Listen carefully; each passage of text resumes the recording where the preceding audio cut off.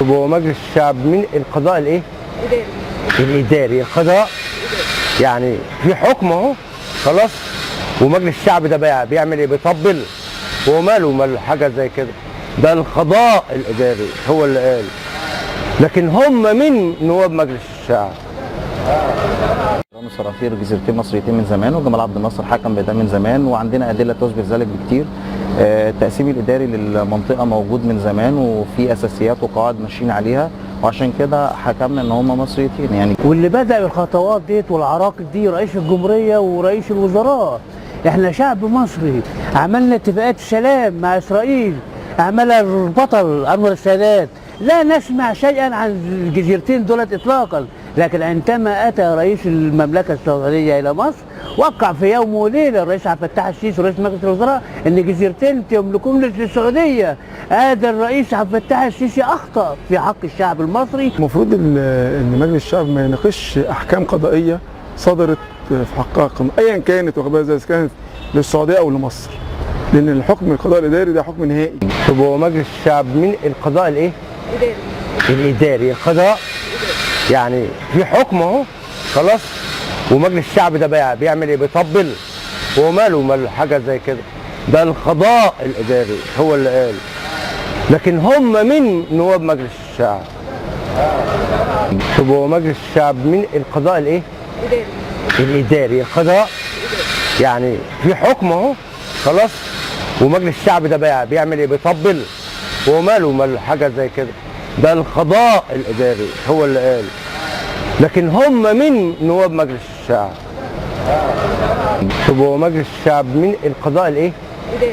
الاداري. القضاء يعني في حكم اهو خلاص، ومجلس الشعب ده بقى بيعمل ايه؟ بيطبل. هو ماله حاجه زي كده؟ ده القضاء الاداري هو اللي قال، لكن هم من نواب مجلس الشعب. طب هو مجلس الشعب من القضاء الايه؟ الاداري. القضاء يعني في حكم اهو خلاص، ومجلس الشعب ده بقى بيعمل ايه؟ بيطبل. هو ماله حاجه زي كده؟ ده القضاء الاداري هو اللي قال، لكن هم من نواب مجلس الشعب. طب هو مجلس الشعب من القضاء الايه؟ الاداري. القضاء يعني في حكم اهو خلاص، ومجلس الشعب ده بقى بيعمل ايه؟ بيطبل. هو ماله حاجه زي كده؟ ده القضاء الاداري هو اللي قال، لكن هم من نواب مجلس الشعب. أنا بأؤكد أن بالفعل لابد وأن نسكن القضية باعتبارها مشهدا في مسرحية صفقة القرن.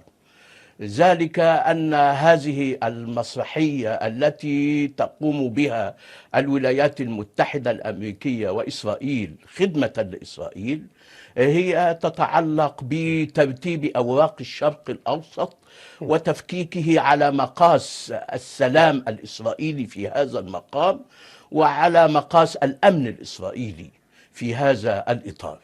ومن ثم فإن صفقة القرن هذه تتضمن مجموعة من الخطوات. كانت واحدة من هذه الخطوات هي تيران وصنافير، لأن ذهابها إلى السعودية يجعل هذه المضايق، وهي مضايق استراتيجية، ويجعل المضيق الذي يتعلق بتيران ممرا دوليا. وهذه الأمور أتت بالاعتبار الذي يتعلق بأن إسرائيل ترتاح لوجود مثل هذه المضايق في ذمة السعودية أكثر من أن تكون في مصر، لأن مصر خاضت من الحروب ضد إسرائيل. ومن ثم هذه المسألة تقلق إسرائيل وتقلق هؤلاء جميعا، بالاعتبار الذي يؤكد أن من المحتمل أن يكون هناك دولة لها جيش وطني يدافع عن هذه الأرض. لكن المفارقة الكبرى حقيقة أن يكون هؤلاء الذين يعتبرون على رأس جيش مصر، للأسف الشديد هؤلاء هم الذين يسوغون ويبررون بيع هذه الأرض ويتحدثون عن سعوديتها. هذا هو الأمر الخطير في هذا المقام. الأمر الثالث الذي يتعلق بصفقة القرن هو ما سنشهده فيما يتعلق بالشأن الفلسطيني والقضية الفلسطينية، تصفية ومحاولة لنقل هؤلاء الفلسطينيين إلى أرض في سيناء. هذه صفقة القرن التي يتحدثون عنها والذي تحدث عنها السيسي أول مرة نعم. حينما كان في الولايات المتحدة الأمريكية. لكن دكتور سيف، بما اننا معنا استاذ علوم سياسيه دكتور سيف دين عبد الفتاح، ايه رايك في كلام محمود؟ هو بيقول لك هي فقط المساله اداره خاطئه للملف من اوله من قبل رئاسه الجمهوريه، الذي مقتنع ان ده حق هو بيعيده لاصحابه تيران وصنافير للسعوديه من وجهه نظر محمود ابراهيم، او من وجهه نظر الرئاسه كمان. أنا بعتقد أن المسألة ليست قانونية فحسب، ولكنها دستورية. نعم. ذلك أن الدستور والقسم الذي أقسم عليه هؤلاء سواء في البرلمان أو في الرئاسة أو وزير الدفاع أو رئيس الحكومة إنما يلزمهم إلزاما قاطعا بالحفاظ على سلامة أرض هذا الوطن، وأن تيران وصنافير هي جزء لا يتجزأ من هذا الوطن. أكده ذلك الحكم القضائي البات من المحكمة الإدارية العليا. أما الحديث، وأنا بستغرب على هذا الحديث عن ما يسمى بتنازع السلطات. من الذي افتعل تنازع السلطات؟ أعتقد أن الذي افتعل تنازع السلطات هو ذلك المستبد المنقلب الذي يريد أن يكون الحاكم بأمره يبيع ما شاء. حينما قال هذا الرجل أنه لو ينفع يتباع، كان يعني أن كل شيء في هذا البلد وهذا الوطن قابل للبيع. للأسف الشديد أن هذا هو المنطق الخطير الذي لا يصادم فقط الدستور، ولكن يصادم الأعراف، يصادم حقائق الوطن الذي نعيش فيه، يصادم هذا الشعب الذي ضحى بالدماء من أجل هذه الأرض. فكل ذلك لا أعرف كيف يمكن وصف هذا العمل إلا بالخيانة الشائنة الذي يؤكدها كل أمر قضاء، ويؤكدها تاريخ، وتؤكدها خرائط، وتؤكدها كل شيء.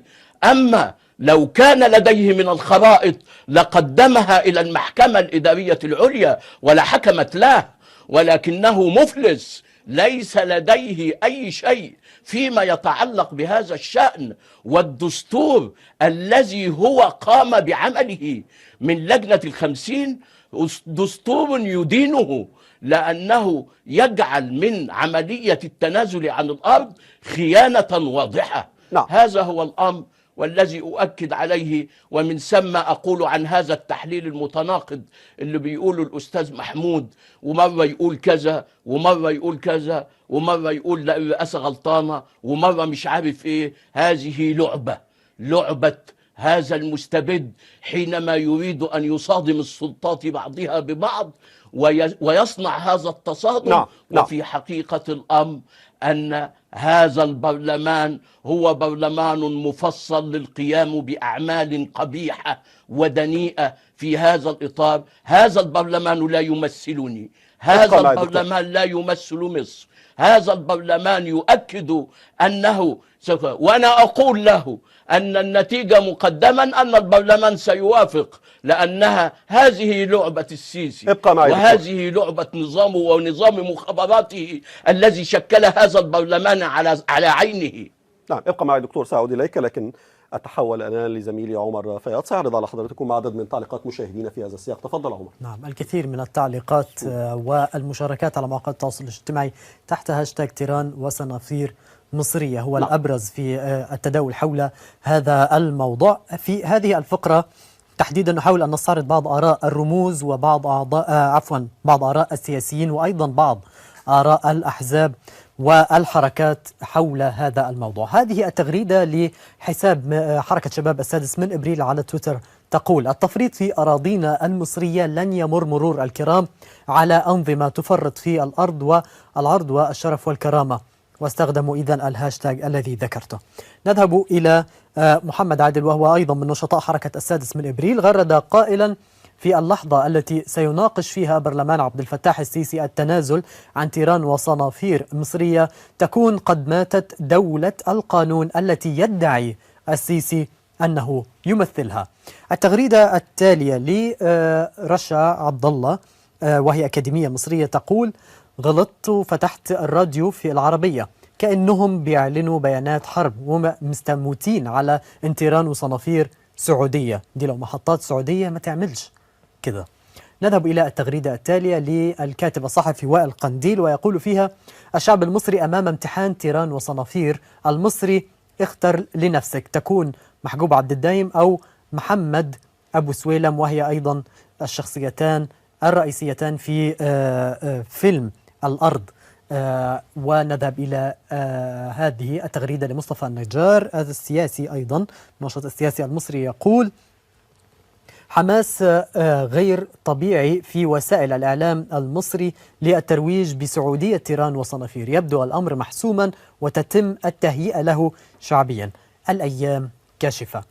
التغريدة التالية لعلاء الأسواني الكاتب، يقول: حكم المحكمة الإدارية العليا كل المستندات والبراهين والأدلة والخرائط تنطق بإفصاح جهير بأن تيران وصنافير جزيرتان مصريتان، مصر مش للبيع. التغريدة التالية للبرلماني السابق في برلمان الثورة وسياسي أيضا حاتم عزام، يقول: هل تزامن خيانة تيران وصنافير وحصار قطر صدفة أم ماذا؟ تساؤل.